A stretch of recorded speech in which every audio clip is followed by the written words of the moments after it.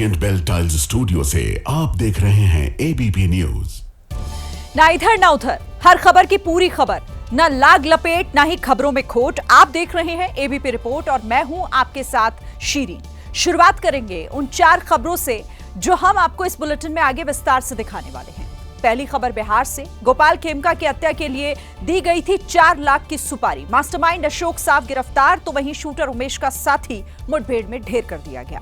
दूसरी खबर भाषा विवाद से जुड़ी हुई है। ठाणे में एमएनएस कार्यकर्ताओं के प्रदर्शन में पहुंचे मंत्री प्रताप सरनाईक का विरोध हुआ, जबकि मराठी मोर्चा को प्रदर्शन की इजाजत नहीं देने पर सीएम फडणवीस नाराज हो गए हैं। तीसरी खबर दिल्ली से। सिविल लाइन्स इलाके में एक महिला और उसके 6 साल की बच्ची का मर्डर कर दिया गया।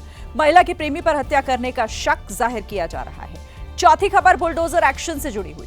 धर्मांतरण और विदेशी फंडिंग के आरोपी झांगुर बाबा के ठिकानों पर बुलडोजर चला। सीएम योगी ने कहा, ऐसे लोगों पर कार्रवाई समाज के लिए उदाहरण है। देखिए, सड़क पर घूमते हुए एक सांड कब किसकी मौत का सबब बन जाए कोई नहीं जानता है। सांड के आतंक की परेशान करने वाली तस्वीरें सामने आई हैं यूपी के संभल से, जहां पर सड़क पर खुले में घूम रहा एक सांड, वहां से गुजर रही एक महिला पर अचानक ही उसने धावा बोल दिया।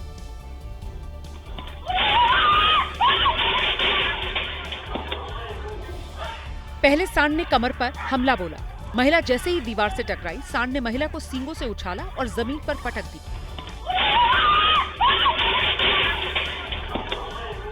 सांड के अचानक हमले से महिला चिल्लाने लगी। जमीन पर गिरी महिला की आवाज सुनकर आसपास के लोग पहुंचे। जैसे ही सांड ने लोगों को आते देखा, वो फिर पीछे मुड़ा और इस बार महिला को पैरों से कुचलते हुए आगे की तरफ घसीटने लगा। तब तक और लोग भी वहां जमा हो गए। फिर जाकर सांड को किसी तरह वहां से भगाया गया। सांड के हमले से महिला का एक हाथ टूट गया और सीने में भी गंभीर चोट आई।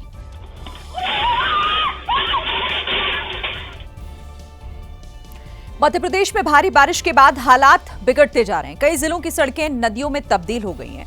मंडला में तो सड़क और पुलों के ऊपर से नदी का पानी बहता हुआ दिखाई दिया। ऐसे ही एक पुल पर 2 युवक मोटरसाइकिल समेत पानी के तेज बहाव में बह गए।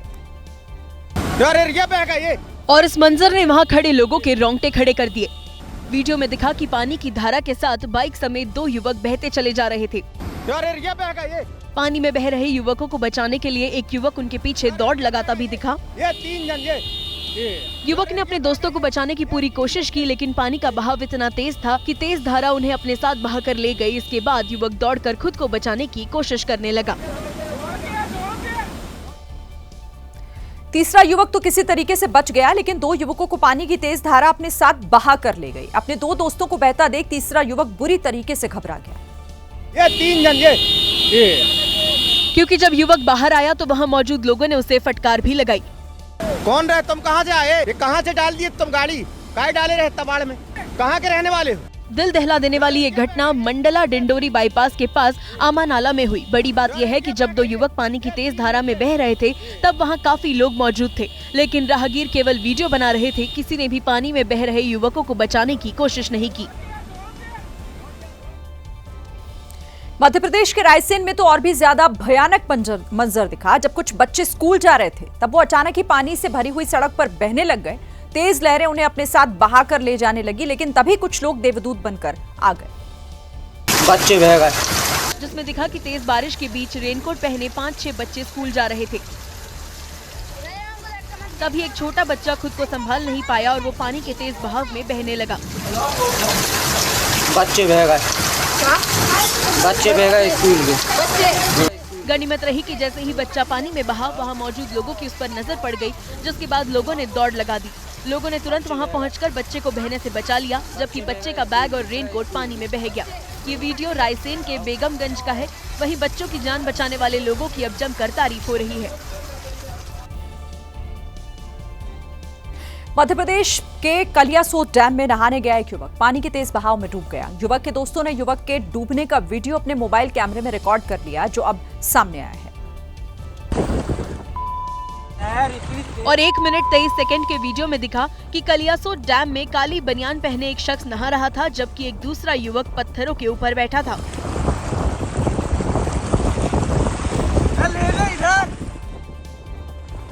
इसके बाद पत्थरों के ऊपर बैठा शख्स पानी में छलांग लगा देता है और नहाने के लिए तैरकर दूर चला जाता है।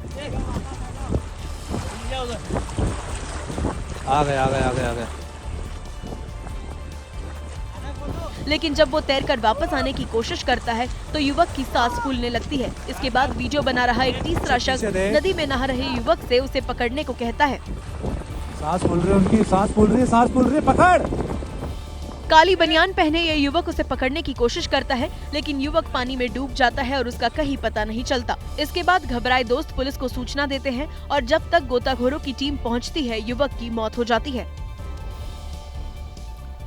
मध्य प्रदेश के कटनी से एक चौंका देने वाली घटना सामने आई। यहाँ पर मछली पकड़ने गया एक युवक नदी के तेज बहाव में बह गया।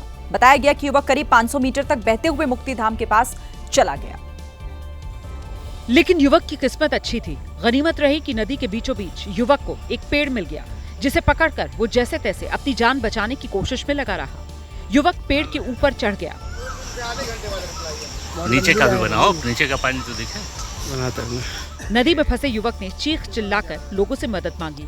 इसके बाद एसडीआरएफ की टीम मौके पर पहुंची और 1 घंटे के रेस्क्यू ऑपरेशन के बाद युवक को बाहर निकाला गया।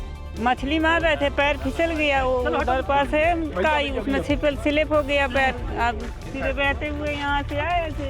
युवक की जान बचना किसी चमत्कार से कम नहीं है। सही समय पर मिला सहारा और प्रशासन की तत्परता ने एक बड़ी अनहोनी को टाल दिया। मध्य प्रदेश में एक तरफ बाढ़ और बारिश अपना कहर बरपा रही है, तो वहीं भारी बारिश की वजह से जीव जंतुओं का खतरा भी बढ़ गया है। मध्य प्रदेश के मुरैना में तो चंबल नदी से निकलकर एक मगरमच्छ जारह गांव पहुंच गया। गांव वालों ने जब 7 से 8 फीट लंबे मगरमच्छ को देखा तो उनकी सांसें अटक गई। इसके बाद वन विभाग को बुलाया गया। वन विभाग ने मगरमच्छ का रेस्क्यू कर उसे वापस चंबल नदी में छोड़ा।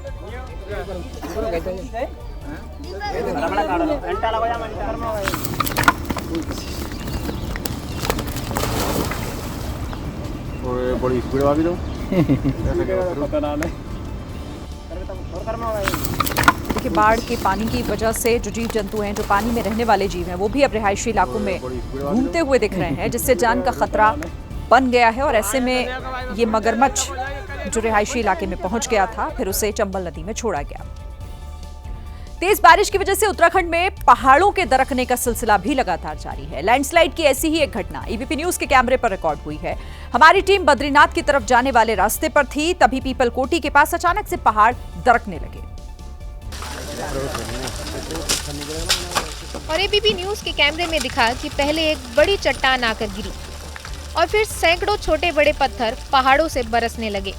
पत्थर आकर सीधा जमीन पर गिरे। कई पत्थर तो वहां खड़ी मलबा हटाने वाली मशीन को आकर लगने लगे। इस रास्ते से कई यात्री 4 धाम यात्रा को जा रहे थे, जो रास्ता बंद होने की वजह से फंस गए। जिस हिसाब से पीछे भीड़ देखने को मिल रही तो सारा बंद है, काफी लंबी लाइन आगे तक है। जिस समय लैंडस्लाइड हो रहा था वहाँ तमाम लोग थे। मतलब अगर लोगों के वहाँ से निकलने और पत्थर गिरने में कुछ सेकंड भी ऊपर नीचे होता तो पत्थर लोगों के ऊपर भी गिर सकते थे। ये मंजर बेहद डरावना था, क्योंकि लगातार लैंडस्लाइड हो रहा था। इसीलिए एक डर ये भी था कि कहीं जहाँ पर लोग खड़े हैं वहाँ पत्थर गिरने शुरू ना हो जाएं। महाराष्ट्र के पुणे से एक बच्ची का हैरान करने वाला वीडियो सामने आया है, जहां पर घर वालों की लापरवाही ने एक 4 साल की मासूम की जान खतरे में डाल दी। बच्चे की तस्वीरें जिसने भी देखी उसके रोंगटे खड़े हो गए। तीसरी मंजिल की खिड़की पर लटकती बच्ची, उम्र सिर्फ 4 साल। मामला पुणे के गुज्जर निम्बालकर वाड़ी का है। एक महिला अपनी बड़ी बेटी को स्कूल छोड़ने गई।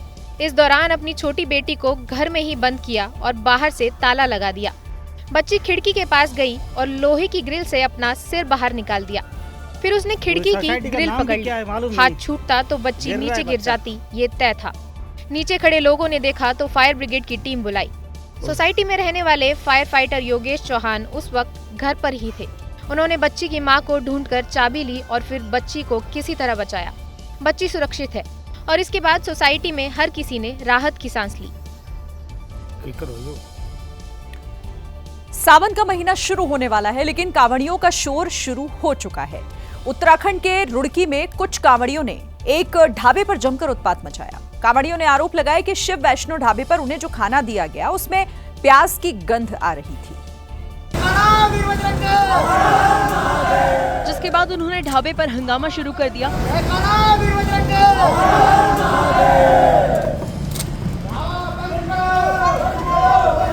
कुछ ही देर में ढाबे पर कांवड़ियों की भारी भीड़ इकट्ठा हो गई।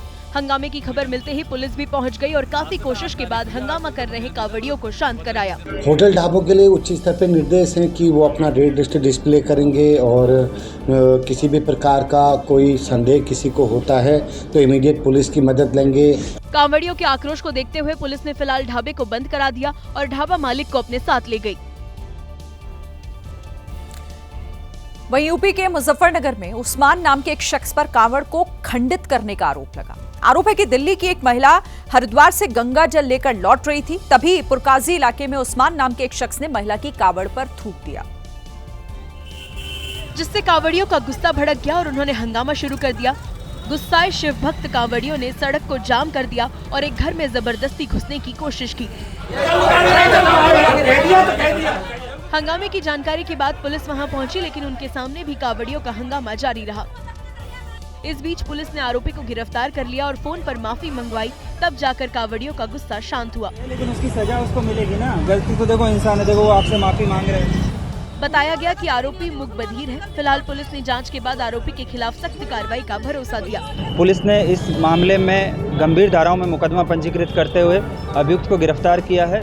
पुलिस ने हरिद्वार से दोबारा गंगाजल मंगाकर उनकी कावड़ को आगे के लिए रवाना किया। 11 जुलाई से शुरू हो रही कांवड़ यात्रा को लेकर यूपी में प्रशासन अलर्ट पर है। सारे कामों पर सीएम योगी आदित्यनाथ नजर बनाए हुए हैं। श्रद्धालुओं की सुरक्षा और सुविधाओं की कमान सीएम योगी ने खुद संभाली हुई है। एक दिन पहले ही सीएम योगी ने गाजियाबाद से बिजनौर तक कांवड़ यात्रा मार्ग का हवाई सर्वेक्षण किया और यात्रा की तैयारियों का जायजा लिया। इस दौरान उन्होंने अधिकारियों को साफ निर्देश दिया कि श्रद्धालुओं की सुरक्षा और सुविधा में कोई कमी न रहे। कांवड़ यात्रा की तैयारियों को लेकर मेरठ में मुख्य सचिव मनोज कुमार सिंह और डीजीपी राजीव कृष्णा ने अफसरों के साथ बैठक की। इस बैठक में उत्तराखंड, हरियाणा और दिल्ली के अफसर शामिल हुए। इस बीच मुजफ्फरनगर के यशवीर महाराज गाजियाबाद पहुंचे और मोहन नगर कांवड़ मार्ग पर ढाबे वालों को भगवान वारा के चित्र दिए। साथ ही शिव भक्तों से उन्हीं ढाबों पर खाना खाने की अपील की। जहाँ पर भगवान वाराय का चित्र है वहाँ पर थूक मूत्र करने वाला जिहादी गैंग नहीं है। यशवीर महाराज ने कावड़ बनाने वाले मुस्लिमों पर सवाल उठाए और दारुल उलूम से ऐसे मुसलमानों के खिलाफ फतवा जारी करने की मांग की। और अब बिहार के रक्त चरित्र की बात करते हैं। चुनावी साल में बिहार में खून बह रहा है। पहले पटना के टॉप 10 व्यापारियों में शामिल गोपाल खेमका की गोली मारकर हत्या की गई, उनका खून बहाया गया।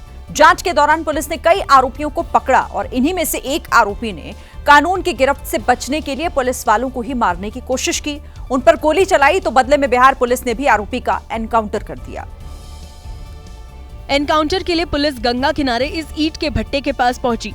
यहाँ राजा नाम का हथियार सप्लायर अपने अपराध की दुनिया में मस्त था। उसने इस ईंट भट्टे को अपना घर बना लिया था। पुलिस के मुताबिक जब राजा ने देखा कि वो पुलिस की पकड़ में आने वाला है, तभी उसने अपनी बंदूक की नली पुलिस वालों की ओर की और गोली चला दी। जवाब में पुलिस ने एनकाउंटर किया। पटना सिटी के गंगा तट पर ये जो ईंट भट्टी है, यहीं पर पुलिस ने बीती रात राजा नाम के एक हथियार सप्लायर को एनकाउंटर में मार गिराया है।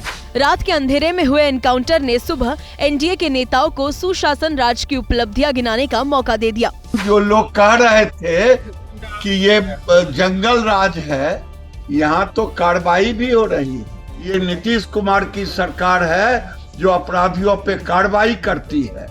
उमेश नाम के शूटर की कल गिरफ्तारी हुई थी। उसी ने हथियार सप्लायर राजा से हथियार लेने की बात उगली थी, जिसके बाद पुलिस इस ईंट भट्टे तक पहुंची।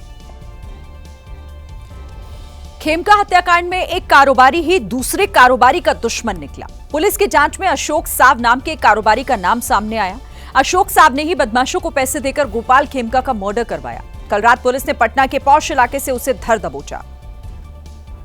पटना के उदयगिरी अपार्टमेंट में इन्हीं घरों में से एक घर कारोबारी अशोक साव का था। अशोक साव पर आरोप है कि उसने ही गोपाल खेमका को मारने के लिए शूटर्स को सुपारी दी। पुलिस की स्पेशल टीम ने कल रात करीब 8 बजे पटना से उसे गिरफ्तार किया। जो बिल्डर है 3 साल से वो जमीन कारोबारी है अशोक साव, उसको पुलिस ने इसी बिल्डिंग से गिरफ्तार किया है। ये उदयगिरी अपार्टमेंट है। अशोक साव पहले दुकान में सरिया बेचा करता था, फिर वो पटना में बड़ा बिल्डर हो गया। इसके साथ उसका जमीन का भी कारोबार है। पुलिस अब ये पता लगाने में जुटी है कि अशोक साव ही असली मास्टरमाइंड है या उसे ऑपरेट करने वाला कोई और भी है। करोड़ों रुपए की संपत्ति वाले गोपाल खेमका को कौड़ियों के दाम में मार दिया गया। शूटर उमेश ने पुलिस को बताया कि 50,000 रुपए एडवांस लेकर उसने गोपाल खेमका पर गोली चलाई। सूत्रों के मुताबिक हत्या की सुपारी 4 लाख रुपए में दी गई थी। शूटर उमेश को 50,000 पहले दिए गए थे और बाकी के 3.5 लाख हत्या के अगले दिन मिले। पुलिस ने बताया कि हत्या की सुपारी अशोक साव नाम के कारोबारी ने ही दी थी। शूटर और अशोक साव एक दूसरे को करीब 1.5 साल से जानते थे। पूरे मामले का खुलासा करते हुए बिहार पुलिस ने 1 घंटे पहले मीडिया से बात की और इस हत्या की असल वजह भी बताई। की जो बातचीत चल रही है तलखी से जो इनके अशोक साव के मोबाइल से निकला है, तो ये स्पष्ट रूप से लग रहा है कि जमीन वगैरह को लेकर के फाइनेंशियल गंभीर विवाद है। इस पर अभी अनुसंधान हो रहा है, लेकिन इसी परिप्रेक्ष्य में ये हत्याएं हुई हैं और सुपारी दी गई है। और खेमका हत्याकांड पर पुलिस की कार्रवाई को लेकर भी राजनीति यहां पर शुरू हो गई है। ये एक मुद्दा बन गया है। बिहार के रक्त चरित्र पर राजनीति इस बात की जा रही है कि पुलिस ने जो एक्शन लिया वो सही है या फिर नहीं। जेडीयू उस एनकाउंटर के बिना पर अपनी पीठ थपथपा रही है, तो आरजेडी ने खेमका हत्याकांड से जुड़े आरोपी के एनकाउंटर पर ही सवाल खड़े कर दिए हैं। पटना में हुए एनकाउंटर को बड़ी कार्रवाई बताते हुए जेडीयू ने तेजस्वी को लालू शासन के इतिहास को देखने की नसीहत दी। तो मुख्यमंत्री एक्ट करता है कि मुख्यमंत्री उस पर बयान देता है? मुख्यमंत्री एक्ट करते हैं और एक्ट का परिणाम दिख रहा है। जरा तेजस्वी जी अपने पिता का और माता के राज को भी जरा याद देखे ना। ये गोपाल खेमका जी की हत्याकांड की बात कर रहे हैं, आज सारे अपराधी पकड़ा गए। इधर जिस एनकाउंटर पर जेडीयू गदगद है, आरजेडी ने उसी पर सवाल खड़े कर दिए। एनकाउंटर कई सच छुपा लेता है। एनकाउंटर कई दफा सत्य का भी एनकाउंटर हो जाता, वो पूरे तार पता चलने चाहिए। बिहार में चुनाव से ठीक पहले कानून व्यवस्था पर सत्ता और विपक्षी दोनों एक दूसरे पर हमलावर हैं। अमेरिका के फिलाडेल्फिया का ग्रेस फेरी इलाका देर रात गोलियों की आवाज से गूंज उठा। फिल्मी अंदाज में हुई फायरिंग में 3 लोग मारे गए जबकि 10 घायल हुए हैं। इस घटना का जो वीडियो सामने आया वो दहलाने वाला है। देर रात 1 बजे तमाम नौजवान पार्टी के मूड में थे, तभी गली में गोलियां चलने लगी। सीसीटीवी में रिकॉर्ड वीडियो में कुछ युवक पिस्तौल से ताबड़तोड़ फायरिंग करते दिखे, जबकि तमाम नौजवान जान बचाने के लिए नीचे लेट गए।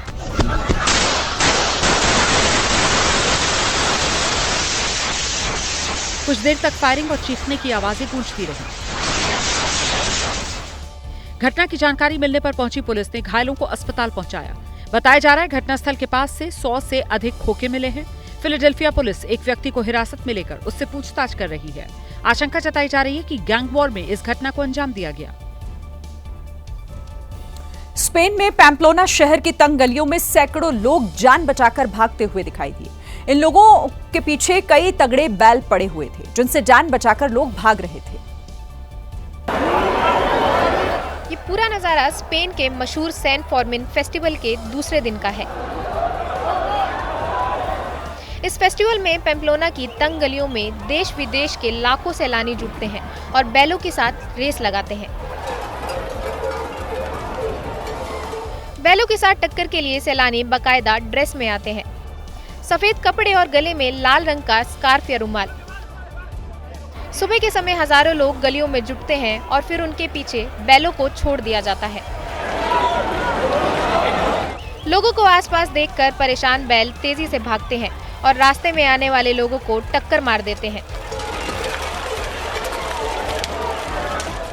लोगों को इन बैलों से बचते हुए भागना होता है। इस खतरनाक खेल में तमाम लोग घायल भी होते हैं, लेकिन इस खेल का जोश और जुनून लोगों को हर साल पैम्प्लोना खींच लाता है। आमतौर पर विमान में तकनीकी खराबी या खराब मौसम की वजह से उड़ान में देरी होती है, लेकिन सूरत एयरपोर्ट से एक अजीब ही घटना सामने आई, जिसकी वजह से सूरत से जयपुर जा रहा इंडिगो का एक विमान तय समय पर उड़ान नहीं भर पाया। क्योंकि इस विमान पर मधुमक्खियों ने अपना डेरा जमा लिया था। विमान में सभी यात्री बैठ चुके थे और उनका सामान भी रख दिया गया था। विमान उड़ान भरने ही वाला था कि अचानक मधुमक्खियों का एक झुंड लगेज डोर पर जाकर बैठ गया। मधुमक्खियों के झुंड को देख एयरपोर्ट स्टाफ हरकत में आ गए।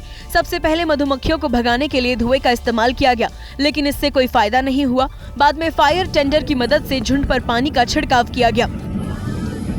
करीब 1 घंटे की मशक्कत के बाद मधुमक्खियों को हटाया गया और उसके बाद ही विमान ने जयपुर के लिए उड़ान भरी। इस दौरान सभी यात्री विमान के अंदर ही इंतजार करते रहे। अमेरिका में शुक्रवार को अचानक आई बाढ़ से मरने वालों का आंकड़ा बढ़ता जा रहा है। जानकारी के मुताबिक टेक्सास की बाढ़ अब तक 100 से ज्यादा लोगों की जान ले चुकी है, जबकि कई लोग अब भी लापता हैं। और बाढ़ में फंसे लोगों के लिए हेलीकॉप्टर को उतार दिया गया। अब हेलीकॉप्टर के जरिए राहत बचाव में जुटे लोग बाढ़ में फंसे लोगों तक पहुंच रहे हैं और फिर उनका रेस्क्यू किया जा रहा है। बाढ़ के बाद टेक्सास से तबाही के वीडियो भी सामने आ रहे हैं, जो बेहद भयावह हैं। टेक्सास में लाखों करोड़ों रुपए की लग्जरी गाड़ियां कबाड़ बन चुकी हैं। इन गाड़ियों की हालत ऐसी हो चुकी है जैसे इनका किसी बड़ी गाड़ी से भयंकर एक्सीडेंट हुआ हो। और बड़ी बात यह है कि टेक्सास में बाढ़ से जहां पर तबाही हुई वहां केवल 1-2 गाड़ियां नहीं हैं। पूरे रास्ते दर्जनों गाड़ियां कबाड़ की तरह यहाँ वहाँ पड़ी हैं। अमेरिका के टेक्सास में जब बाढ़ आई उस समय का एक ऐसा वीडियो सामने आया जिसे देखकर लोगों की सांसें अटक गईं। वीडियो में लैनो नदी का जलस्तर तेजी से बढ़ता दिखा और कुछ ही मिनट में पूरी सड़क नदी का हिस्सा बन गई। और ये वीडियो 4 जुलाई का है। समय 5:14 हो रहा है। वीडियो में देखा जा सकता है कि सड़क साफ साफ दिख रही है। सड़क पर कई लोग चहलकदमी भी कर रहे हैं। लेकिन फिर अचानक लानो नदी का पानी सड़क के ऊपर से बहने लगा। इसके बाद पानी और बढ़ जाता है। जो लोग सड़क पर खड़े थे वो और ऊपर की तरफ चले जाते हैं। 5:25 तक पूरी सड़क लबालब भर जाती है। ये तस्वीरें दिखाती हैं कि केवल 11 मिनट में लानो नदी का जलस्तर कई फीट बढ़ गया था, जिसके बाद लानो नदी का पानी रिहायशी इलाकों की तरफ घुसा और कई पेड़ों को तोड़ते हुए अपने साथ बहा कर ले गया। बाढ़ की विनाश लीला का अंदाजा इस बहते हुए घर को देखकर लगाया जा सकता है, जो बहता हुआ तो आया लेकिन पुल में जाकर अटक गया। वैसे तो पूरे टेक्सास शहर में बाढ़ ने भयंकर तबाही मचाई है, लेकिन सबसे ज्यादा तबाही कैर काउंटी में मची। यहां कुदरत ने ऐसा रौद्र रूप दिखाया कि नदी के सामने जो कुछ भी आया वो उसे निगल गई। और तबाही किस कदर मची इसका अंदाजा आप हवाई सर्वे के दौरान लिए गए इस वीडियो से लगा सकते हैं। जहां सैलाब आया वहां चारों तरफ टूटे पेड़ देखे जा सकते हैं। कई इलाकों में अभी भी पानी भरा हुआ है। इसका मतलब ये कि पानी कम हुआ है, लेकिन मुसीबत अभी भी टली नहीं है। टेक्सास में बाढ़ से हुई तबाही का एक नया वीडियो भी सामने आया, जिसमें एक कार बाढ़ में फंसी दिखाई दी, जबकि जहां पर यह कार फंसी उसमें कुछ ही मीटर की दूरी पर लाल रंग का एक ट्रक भी बाढ़ में फंसा हुआ है। राहत बचाव अभियान में जुटे अधिकारियों का अनुमान है कि मौत का आंकड़ा अभी बढ़ सकता है। जान गंवाने वालों में समर कैंप में भाग लेने आए 27 बच्चे भी शामिल हैं।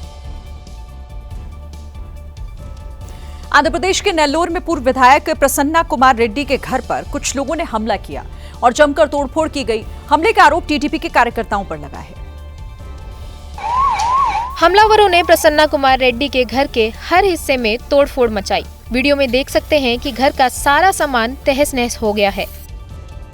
आरोपियों ने घर के किचन, ड्राइंग रूम में भी किसी सामान को नहीं बख्शा। टीवी, प्रिंटिंग मशीन से लेकर कुर्सियां और टेबल को भी तोड़ डाला। जब हमलावर घर में घुसे उस वक्त घर के बाहर एक कार खड़ी थी। कार में जमकर तोड़फोड़ की गई और उसे पलट दिया।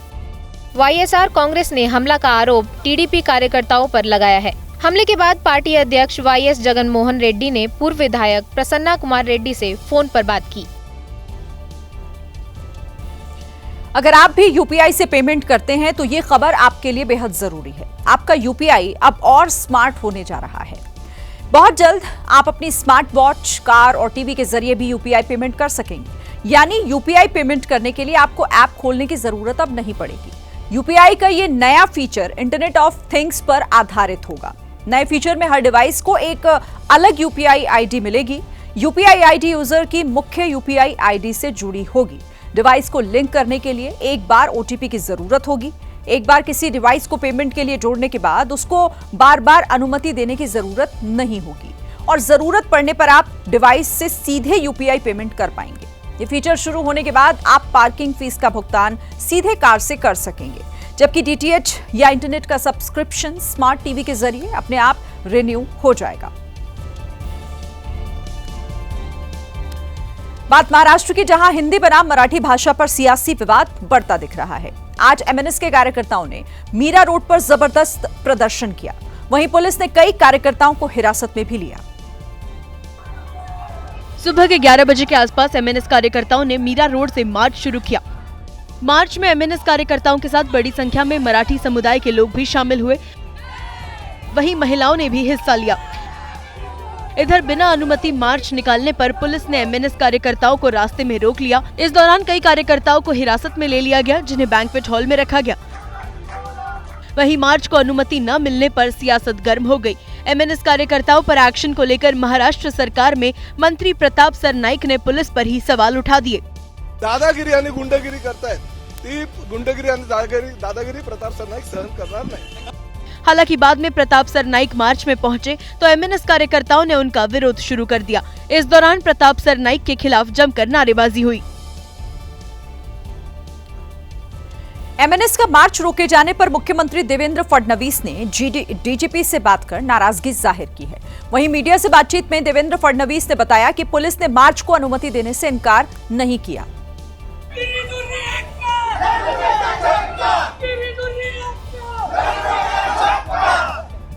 उन्होंने बताया कि एमएनएस कार्यकर्ता और मार्च में शामिल दूसरे संगठन पुलिस के द्वारा सुझाए गए रूट पर मार्च निकालने के लिए सहमत नहीं थे। महाराष्ट्र में किसी भी मोर्चे को इजाजत है, ये लोकतांत्रिक राज्य है, वो भी मोर्चा निकालना चाहे तो परमिशन लेकर निकाल सकता है। वहीं मुख्यमंत्री ने डीजीपी को एमएनएस के मोर्चे को इजाजत न देने पर जांच कर रिपोर्ट पेश करने को कहा है। इस बीच शिवसेना उद्धव गुट ने पहले मोर्चे को अनुमति न देने फिर इजाजत देने पर सवाल उठाए। ये क्या चल रहा है, मुझे यही समझ में नहीं आ रहा है, क्या कंफ्यूजन है। एक तो आप महायुति का राज्य चल रहा है कि दड़पशाही का राज्य चल रहा है कि ब्रिटिश के काल में हम है। मोर्चे पर पुलिस के एक्शन को लेकर विपक्ष महाराष्ट्र के देवेंद्र फडणवीस सरकार पर चौतरफा हमलावर है। सरकार क्या कर रही है? ये लॉ एंड ऑर्डर सिचुएशन पैदा हुई, इसके जिम्मेदार कौन है? सरकार है।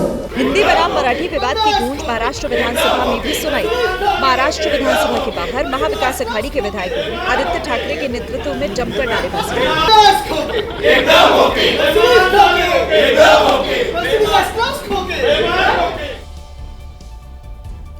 महाराष्ट्र के नांदेड़ में प्रशासन की बनाई सड़क महज एक हफ्ते में ही उखड़ गई। इस मामले में स्थानीय लोगों ने ठेकेदार के खिलाफ कार्रवाई करने की मांग की है। डोंगरगांव रास्ता सड़क निर्माण में किस कदर घटिया सामान का इस्तेमाल हुआ है, उसकी एक झलक इस वीडियो में दिखाई दी।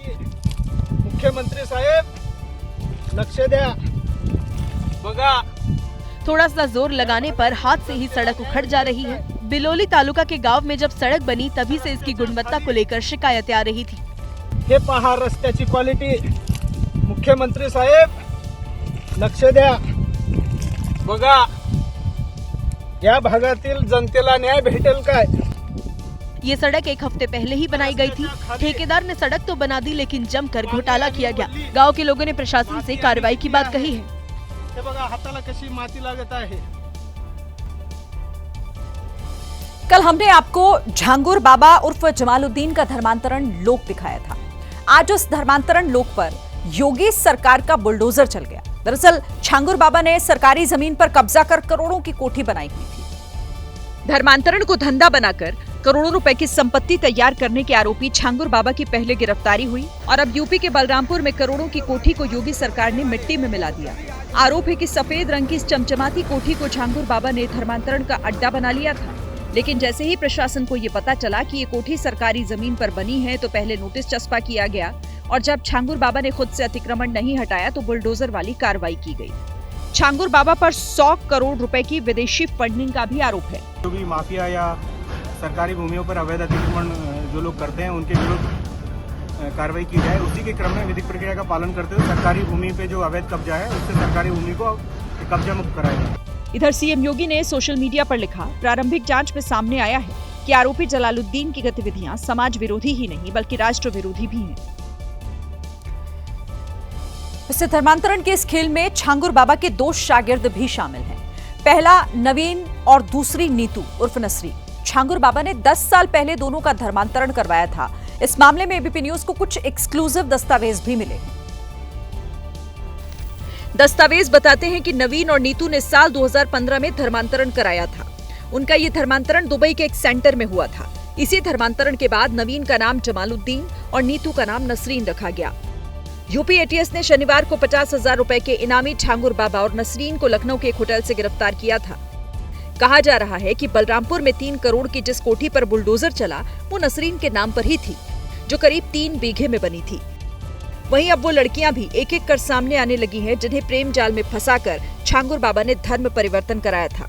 नहीं, वो काम के सिलसिले में नहीं हुई थी, ऐसे ही आए थे बस वो मिलने के लिए, फिर नंबर शेयर किया। चूंकि अब हिंदू थे तो इतना मुझे जानकारी नहीं हुई उस समय। सीएम योगी ने कहा है कि राज्य में शांति, सौहार्द और महिलाओं की सुरक्षा को भंग करने वालों के लिए कोई स्थान नहीं। उन्हें कानून के अनुसार ऐसी सजा दी जाएगी जो समाज के लिए एक उदाहरण बने। अब एक बड़ी खबर इसी से जुड़ी आपको बता देते हैं। यूपी धर्मांतरण मामले में ईडी की एंट्री भी हो गई है। मनी लॉन्ड्रिंग के तहत ईडी अब इस मामले की जांच करने वाली है। धर्मांतरण के केस में छांगुर बाबा की गिरफ्तारी हुई है। छांगुर बाबा को विदेश से फंडिंग मिलने का भी आरोप है। छांगुर बाबा को 100 करोड़ की फंडिंग विदेशों से मिलने का यह बड़ा आरोप है, जिस मामले में मनी लॉन्ड्रिंग के तहत अब जांच का दायरा आगे बढ़ेगा और मुसीबतें भी छांगुर बाबा की आगे बढ़ सकती हैं।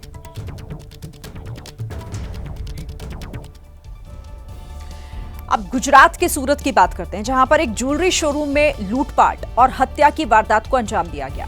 पुलिस फरार लुटेरों की तलाश कर रही है, लेकिन एक लुटेरा भागते समय लोगों के हत्थे चढ़ गया।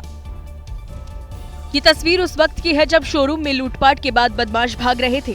इसमें दिख रहा है कि 4 बदमाश वारदात के बाद भाग रहे हैं।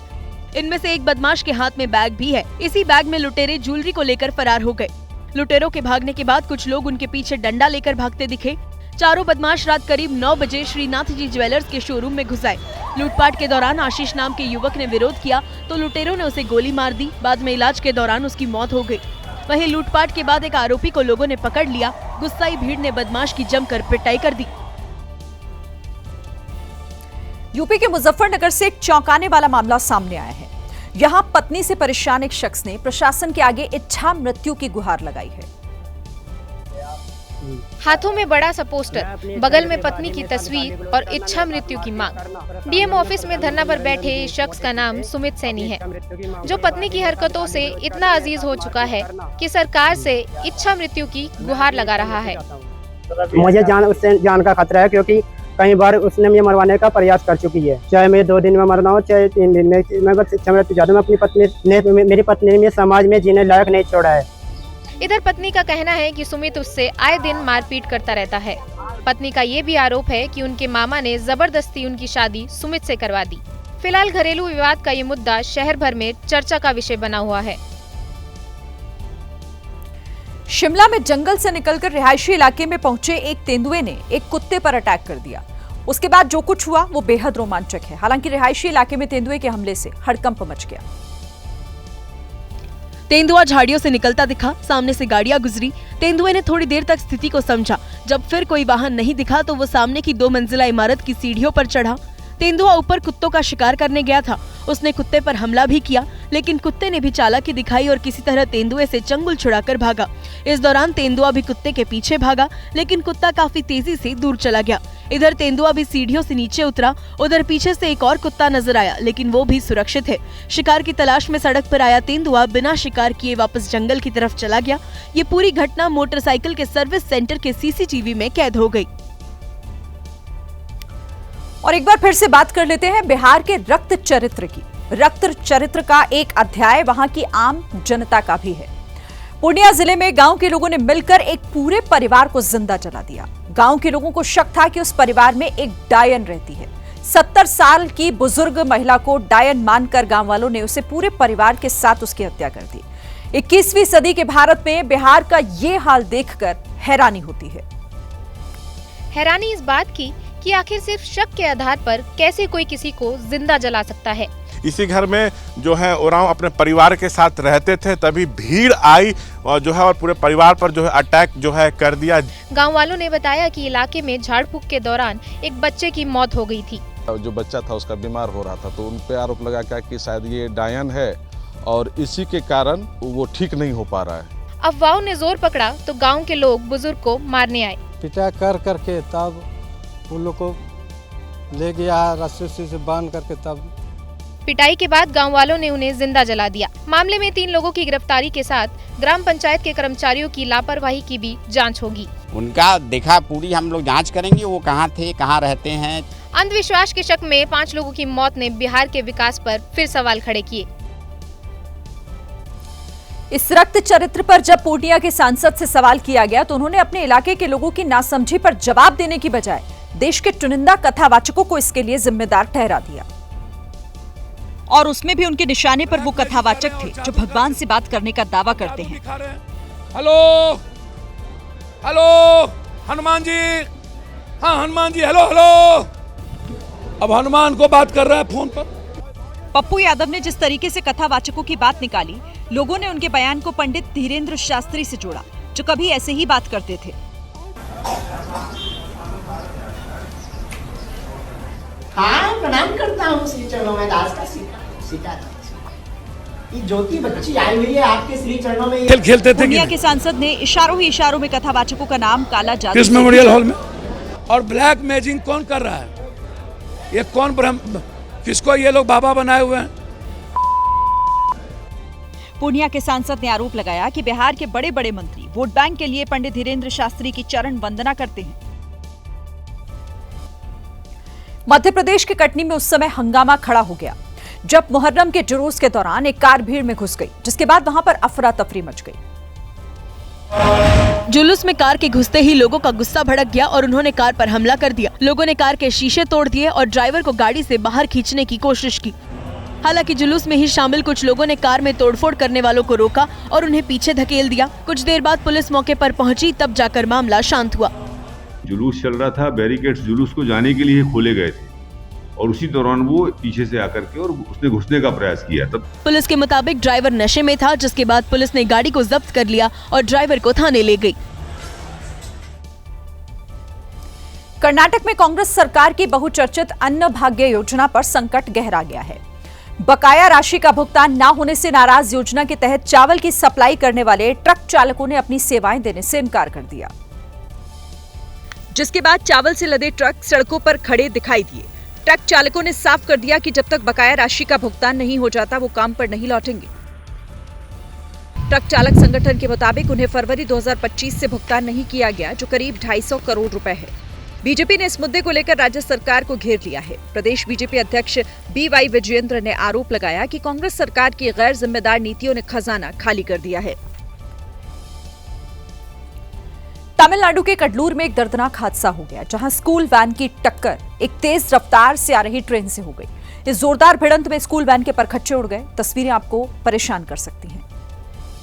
हादसा तब हुआ जब एक स्कूल वैन रेलवे ट्रैक पार कर रही थी, तभी वहां से गुजर रही ट्रेन ने उसे जोरदार टक्कर मार दी। मौके पर चीख पुकार मच गई। हादसे में 3 लोगों की मौत हो गई, जिसमें स्कूली बच्चे भी शामिल है। 4 लोग घायल हैं। घटनास्थल पर क्षत विक्षत शव दिखाई दिए। बस स्कूल जा रही थी। दर्दनाक हादसा कुड्डालोर और अलपक्कम के बीच हुआ, जहां एक मानव रहित रेलवे क्रॉसिंग है। और हैरानी की बात यह है कि रेलवे क्रॉसिंग पर कोई सिग्नल भी नहीं होता।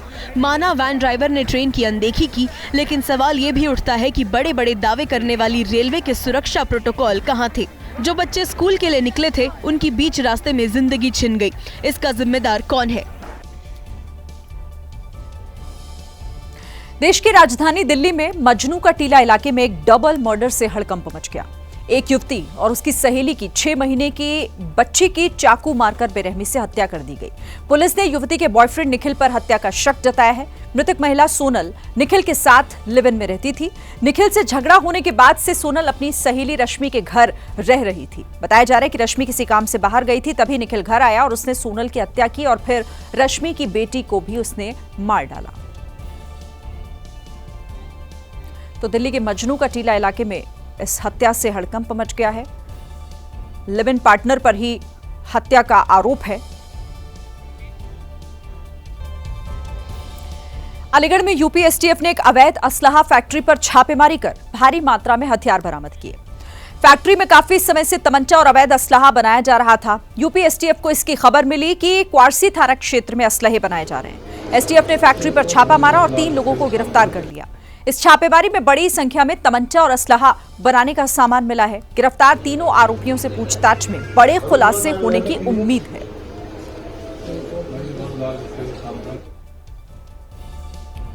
इधर पंजाब के मुख्यमंत्री भगवंत सिंह मान ने राज्य के लोगों को स्वास्थ्य बीमा योजना की बड़ी सौगात दी है।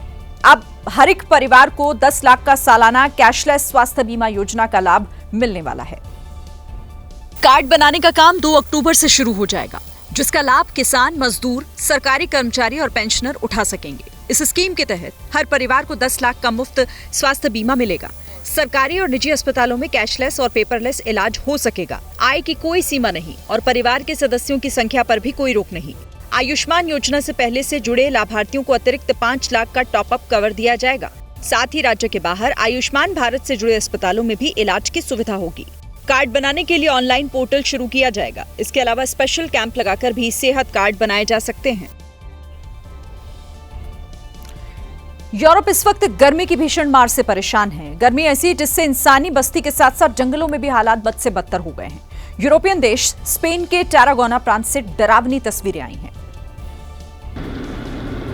आग कैटलोनिया के एक राष्ट्रीय उद्यान में लगी, जहां 24 घंटे में 20,000 एकड़ से ज्यादा का क्षेत्र जलकर राख हो गया। सबसे ज्यादा प्रभावित क्षेत्र टैरागोना प्रांत के पॉल्स और अल्फारा डी कार्ल्स के गांवों पर पड़ा। आग इतनी भयानक है कि 6 गांव के लोगों को घर के अंदर रहने का आदेश दिया गया, क्योंकि हवा तेज है और आग भड़कने की आशंका है।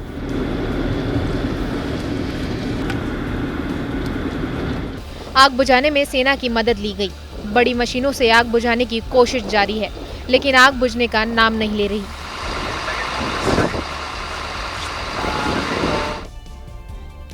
छुट्टी मनाने के लिए अमेरिका गए हैदराबाद के एक परिवार के 4 लोगों की सड़क हादसे में मौत हो गई। यह हादसा उस वक्त हुआ जब वो कार से अटलांटा से डलास वापस लौट रहे थे और अचानक उनकी कार गलत दिशा में चली गई।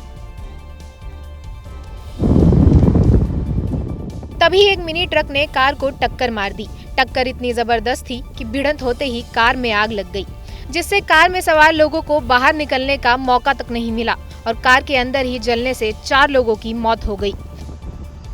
वहीं कार सवार सभी 4 लोगों के शव जलकर राख हो गए। ऐसे में अब शवों की पहचान के लिए हड्डियों को फॉरेंसिक जांच के लिए भेजा गया है। मरने वालों में हैदराबाद की तेजस्विनी, शिव वेकंठ और उनके 2 बच्चे शामिल हैं।